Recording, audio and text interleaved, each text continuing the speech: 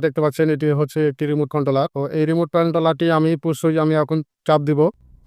তো বন্ধুরা দেখছেন আমি পুশ সুইচ চাপ দিছি, আমার ইন্ডিকেটরে কোনো সিগন্যাল দিচ্ছে না। তো সর্বপ্রথমে আমি যা করব, তো বন্ধুরা আমি এখন ব্যাটারিটি আমি চেক দিব।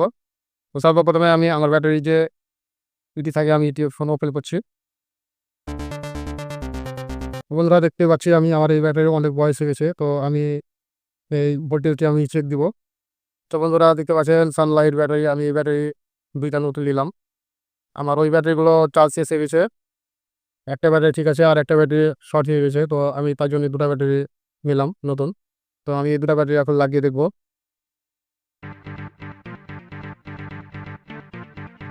তো বন্ধুরা আমি এখন সুইচটি টিপে দেখব আমার সেন্সারে কাজ করছে কিনা। তো বন্ধুরা দেখতে পাচ্ছেন আমার সেন্সারে কোনো সিগন্যাল দিচ্ছে না। তো আমি এখন আমার রিমোটটি ভালোভাবে আমি খুলে চেক করব।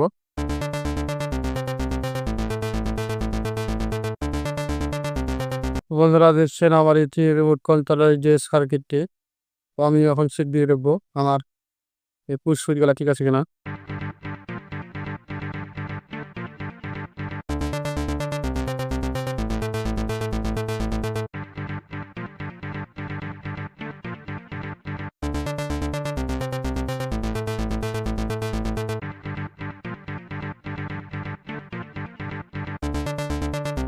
তো বন্ধুরা আমার এই পুশ সুইচের কনসেপ্ট সবসময় লাইন পাচ্ছে। সুইচ টেপার আগে লাইন পাচ্ছে। তো সুইচ টেপার পরে লাইন পাবে এগুলো। আমি এখন এই পুশ সুইচগুলা চেক করব।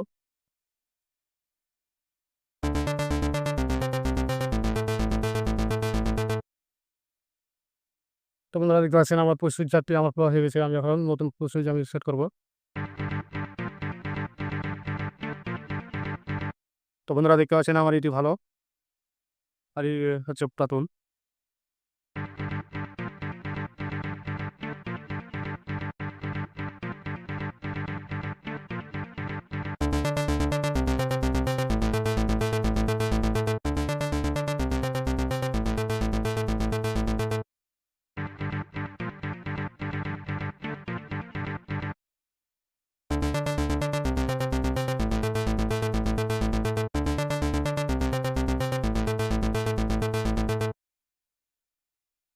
তো বন্ধুরা দেখছেন আমার এই রিমোট কন্ট্রোলারটি কাজ করছে। ভালো লাগলে অবশ্যই লাইক, কমেন্ট, শেয়ার করবেন। আসসালামু আলাইকুম।